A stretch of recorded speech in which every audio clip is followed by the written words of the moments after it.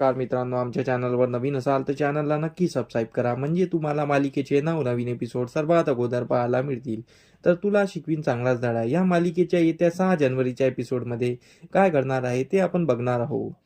तर इकडे अक्षराने अधिपतीला भेटण्याचा प्लॅन बनवला असते. त्यासाठी अक्षरा आणि शिवानी जायला निघालेली असते. अक्षरा तिथे रंकाळ्यावर पोहोचलेली असते. अक्षरा अधिपतीची वाट बघत असते. पण इकडे दुर्गेने भुवनेश्वरीला सांगितलेलं असते की अधिपती अक्षराला भेटायला जात आहे. आणि अक्षराने जर अधिपतीला सर्व सांगितलं तर अक्षरा डायरेक्ट घरी येणार ना, आपल्याला पण या घरातून काढणार. तर भुवनेश्वरी आणि दुर्गेने एक प्लॅन बनवलेला असतो.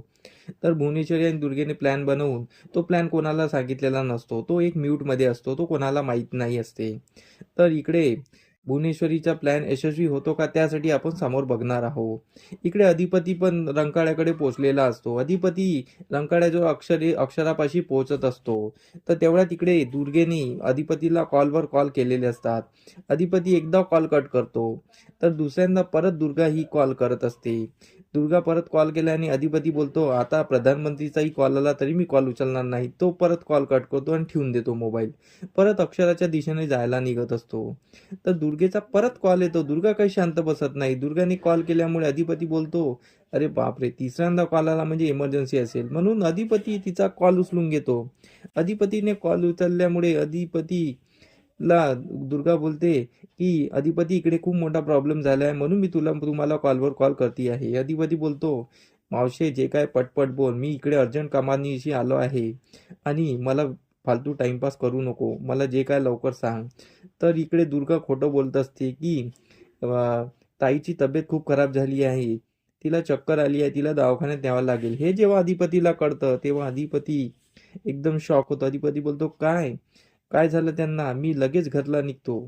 तर अधिपती लगेच घरला यू टर्न घेतो आणि घरला जायला निघून जातो. आणि अधिपती घरला निघून गेल्यानंतर इकडे भुवनेश्वरीचा प्लॅन सफल झालेला असतो. भुवनेश्वरी जिंकलेली असते.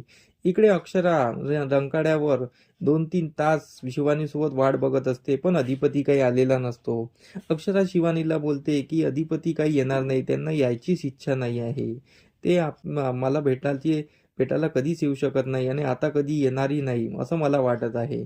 आणि अक्षरा रडायला लागते. शिवानी तिची समजूत काढते, पण अक्षराचं रडणं काही थांबत नाही. पण इकडे भुवनेश्वरीचा प्लॅन फते झालेला असतो. आता समोर पाहणं हे रंजक ठरणार आहे की अक्षरा कधी अधिपतीला सांगू शकेल का ती आई होणार आहे, की अधिपती आणि अक्षराचं नातं संपुष्टात येईल आणि भुवनेश्वरी जिंकेल. त्यासाठी आमचे एपिसोड बघत राहा. आम्ही तुम्हाला नवनवीन एपिसोड सांगत राहू आणि तुम्हाला कळवत राहू की समोरील एपिसोडमध्ये काय घडणार आहे. तर आमचा एपिसोड कसा वाटला हे मला कमेंट करून आणि लाईक करून नक्की सांगा.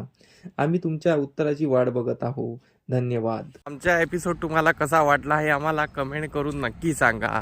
आम्ही तुमच्यासाठी नवनवीन एपिसोड घेऊन येत राहू. त्यासाठी आमच्या व्हिडिओला बघत राहा. धन्यवाद.